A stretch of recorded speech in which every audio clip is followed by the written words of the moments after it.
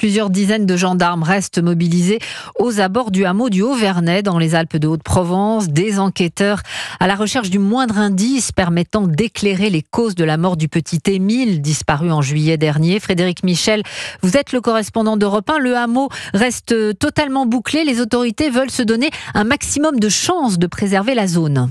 Oui, toute la journée, les gendarmes ont continué leur travail de ratissage. Ils quadrillent la zone et inspectent un large périmètre autour du chemin où le crâne du petit Émile a été découvert et là où les vêtements de l'enfant ont été retrouvés à 150 mètres en contrebas de la piste.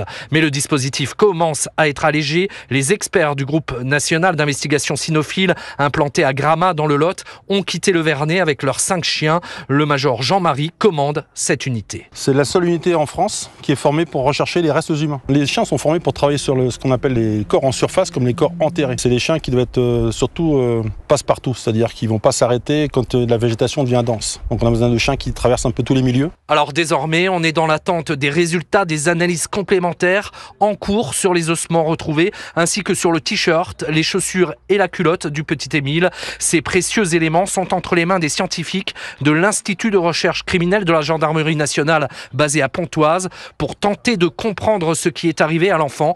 Ils doivent faire parler ces indices. Frédéric Michel, vous êtes au village du Vernay pour Europe 1.